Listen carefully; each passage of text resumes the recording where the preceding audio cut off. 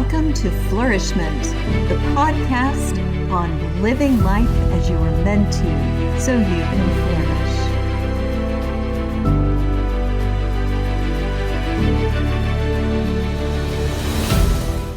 Welcome, everyone. I have with me a delightful prayer warrior and a crazy proud mom of 4 children. Her name is Janet McHenry. She is married with gainfully employed, all done with college, 4 kids. She's a writer and author of 24 books. She's a certified life coach, host of the Sierra Valley Writers Retreat, creator of Prayer School, an online masterclass through Teachable, and her best-selling book, 50 Life Lessons for Grads, grew out of her experience as a high school educator and academic advisor. She's here to talk to us today about how to encourage your graduate. Thank you so much for coming on Flourish-Meant today, Janet. Thank you, Tina, for having me. What a fun time. Yes, and I love that you are so prayerfully centered and that your heart is for the graduates. They are really suffering this year, particularly with feeling isolated and maybe not even getting to experience graduation the way they normally would. And even if they are, they may be going off ill-equipped to their next stage of life because of missing so much of that in-person experience that they might have had otherwise. Can you talk to us a little bit about your heart for the grads and what you think they're facing right now? Well, as someone who was a high school English teacher for juniors and seniors, as well as an academic advisor for 26 years in our very small high school here in the Sierra Valley, I know how important these life events are for graduating seniors. And I know that they feel angry. They're trying to cope the best they can. Their parents are frustrated with all of the system that's put holds on so many of the fun things that they get to do, like grad parties or prom, or even a regular graduation commencement ceremony. Those have been kind of stripped away from them.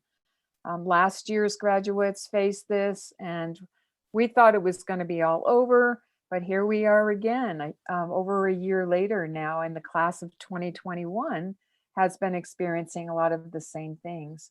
So as someone who organized a good half dozen or more of those kinds of year-end events for seniors, I well know how important they are. And so my heart has been with them in the last year or so. I think we can address this in 2 ways. What would you first of all say to parents who are wondering how they can support their graduates best when they're facing all these challenges? They can do several things that don't cost a dime. First off, they can simply express value, that they can mention qualities, positive qualities that they see developing in them as students have been trying to master online learning and other kind of situations. They've lost their sports and so forth, but they actually are maturing and getting ready for adulthood as they are coping with the situations that they've been through. They may not have all these pieces together of their life, but as we express value for the qualities that we see developing in them, that will certainly elevate them and give them more confidence. I think also another thing that we can do that we might not even think of is we can ask them for advice. These graduates have creative problem solving skills that we do not necessarily have, or if we're in our midlife or beyond. And if we ask them for help with technology, or just ask them, I am considering changing my career focus. What do you think about that? That expresses a lot of trust in them, and they need to have that right now. That will also build confidence. There's some simple practical things we can do together.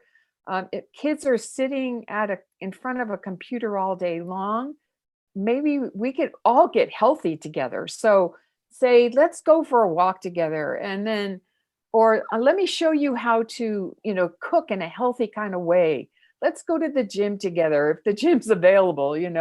The streets are still available. We can go out and have a great walk.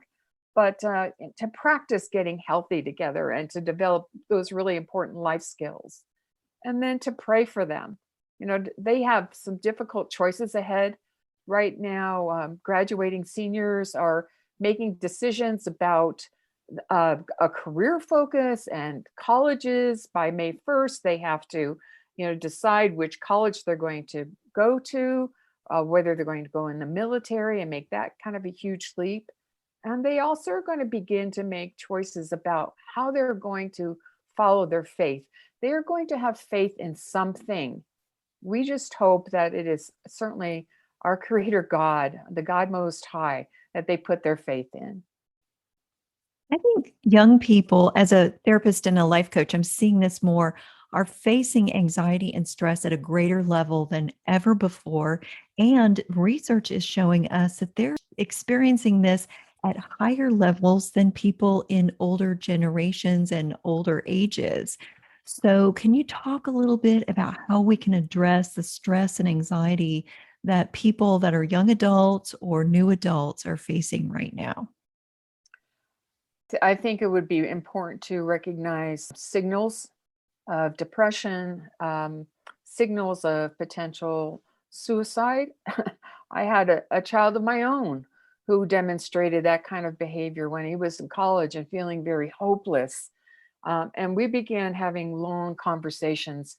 The initial one of those was one where he was saying things like, Mom, I'm going to give my set of golf clubs to Joshua. He just started, playing on the high school golf team. And so he doesn't have any decent clubs, Mom, and I'm going to give him this. And I think he could also use, there was that kind of a conversation going on.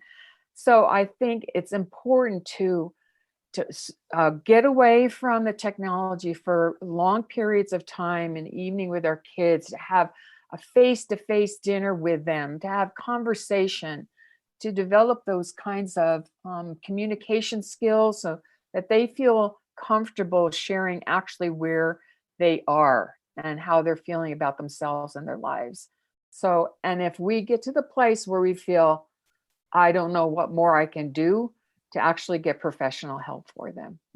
That's great advice. And that goes hand in hand with what you'd already recommended with exercise, getting outside, which actually reduces stress and anxiety, and prayer, which is so important for parents and for our young people. That is just a powerful thing that we can do in any of these situations. So that communication and that prayer and that getting out to exercise and making sure that we take time to get away from technology are super important for encouraging our graduate and for helping them to have a mental health situation that's going to be better than it might be considering the circumstances that we're all in.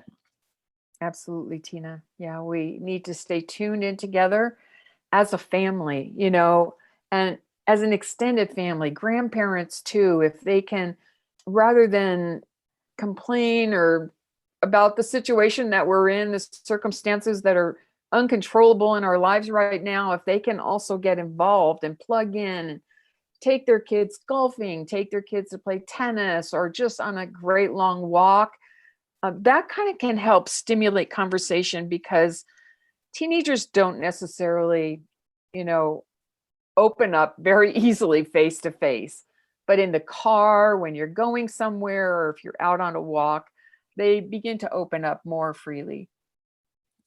How can parents work together with educators when they're talking about the situations surrounding students that are older students, graduates, or college students?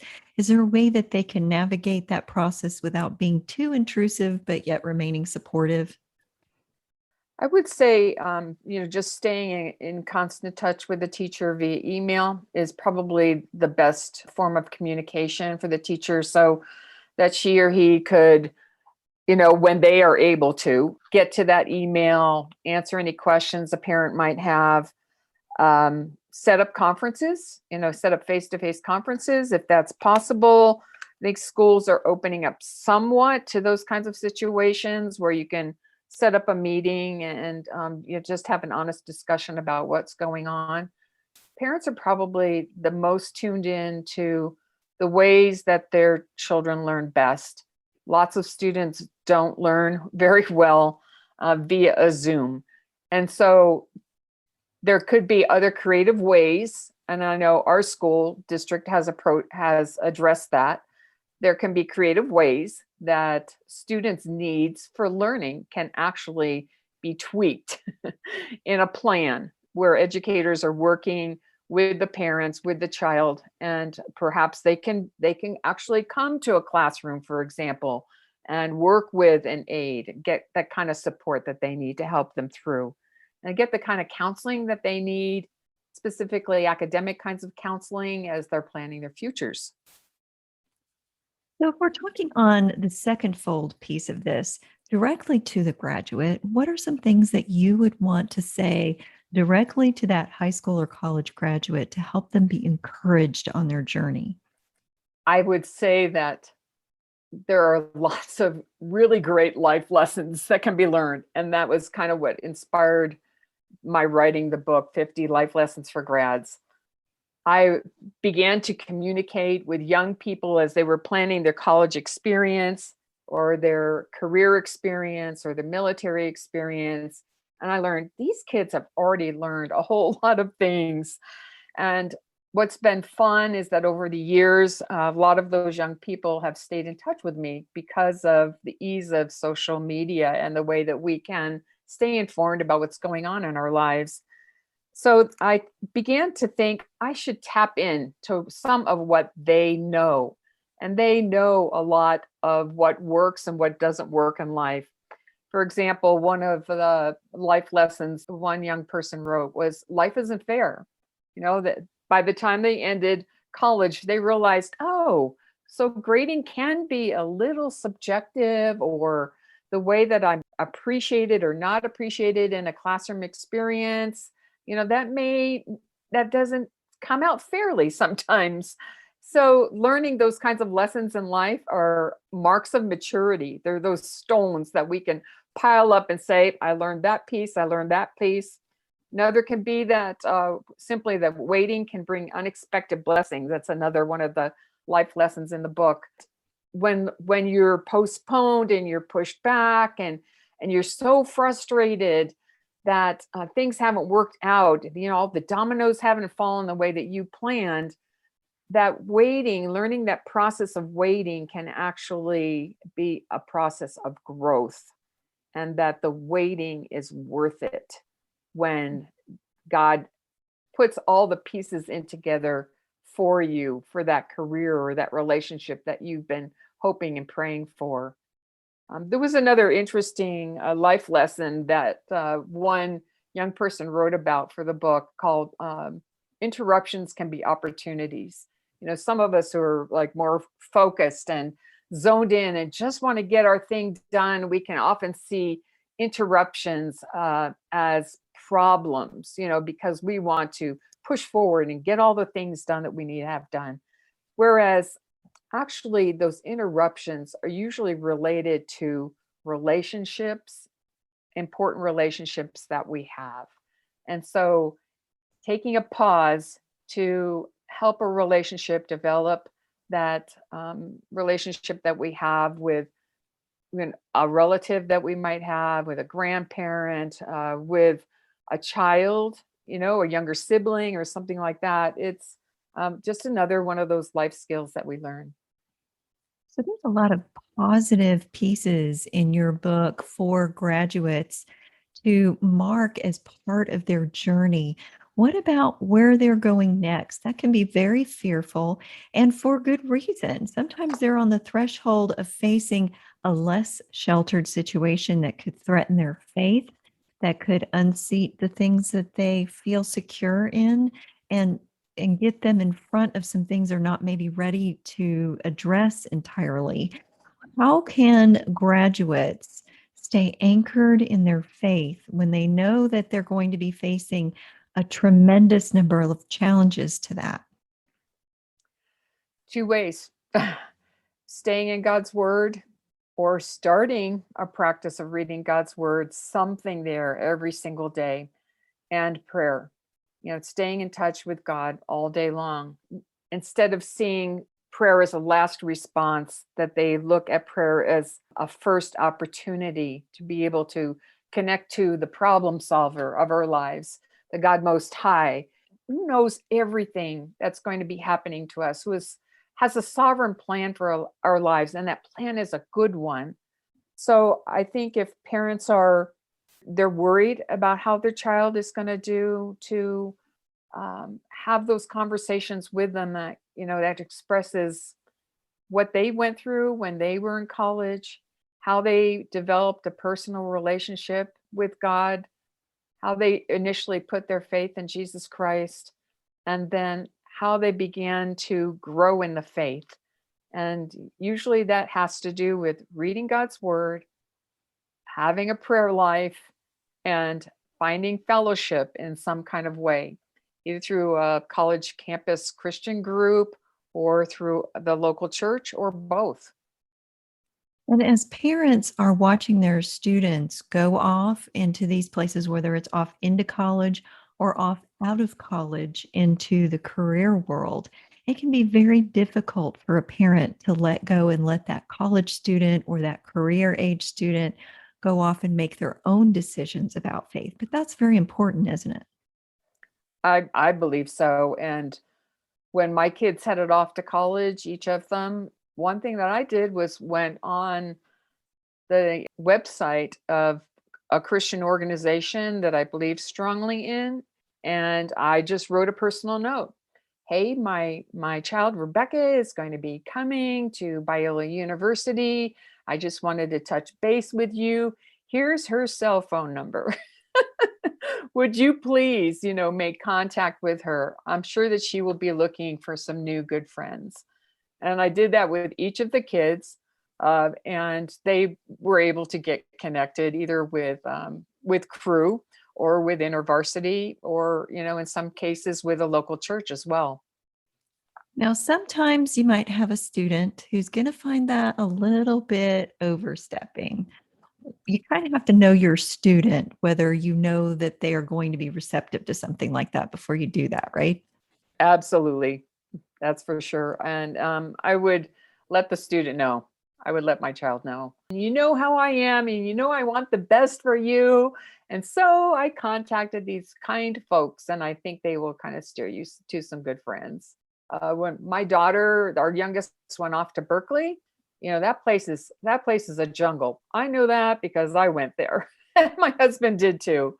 And so we wanted to make sure that when she got there, that she got connected with some great friends. And she did not find that overstepping, because it was kind of a big, scary, hairy place. And she was able to make really great connections with several young women. And actually, her last 3 years in college, the first year she was in the dorm, but the last 3 years, she was either in an apartment or in the flat of a house with 7 other Christian girls. And they still stay in touch. And so I think as parents, we have to be able to let the umbrella fold up. We have to fold up the umbrella, let God rain down directly on them, really go fervently into prayer for their situation and for them, and just trust that God is going to work directly on them. Certainly, we are still the parent, but they have to begin to find their own faith. And that can't necessarily be dependent on what I've said or what I've done. They have to figure out the faith for themselves. And certainly, foundations are important, they're critical. The foundations as a family that we've erected for them over the years, but they will have to find their own authentic faith, and we can trust that God will help them do that. Yes. And showing them that respect will keep those lines of communication open with them. So if you show that you respect their ability to make a decision, even if they make wrong decisions, and they will, right? They will.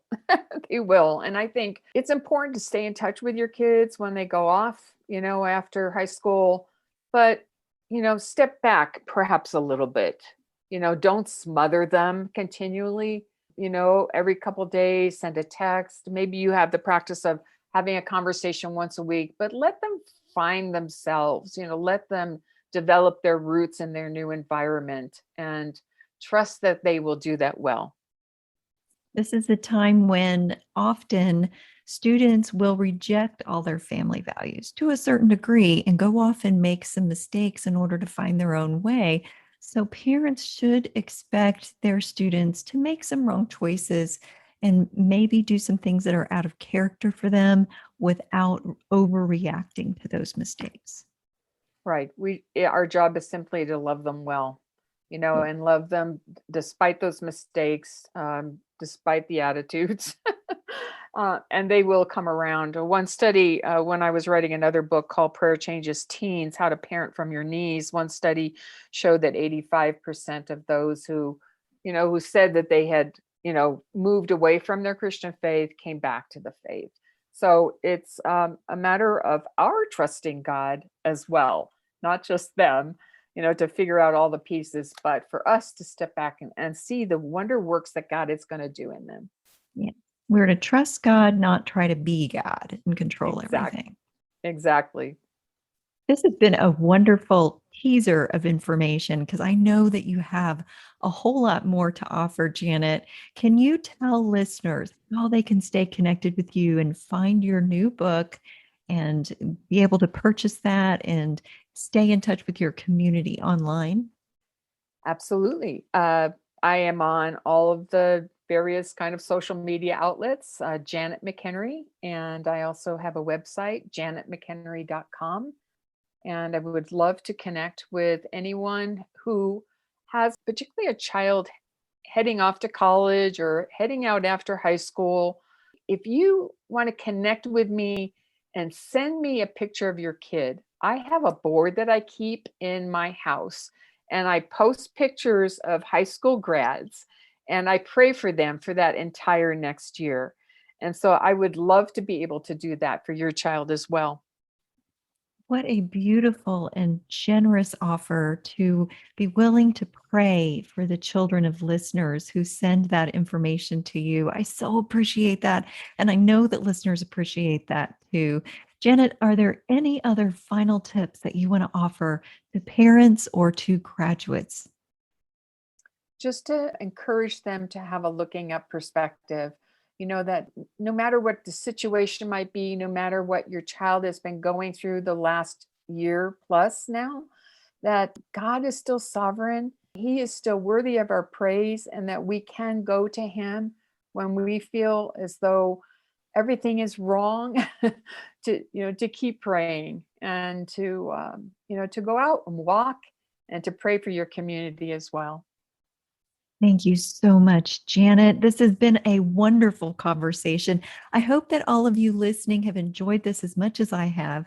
And I hope that you will get your hands, if you have a graduate that's a grandchild, a child, or if you are a graduate of high school or college coming up soon, get Janet McHenry's book, 50 Life Lessons for Grads. It's her best-selling book. Make sure that you connect with her.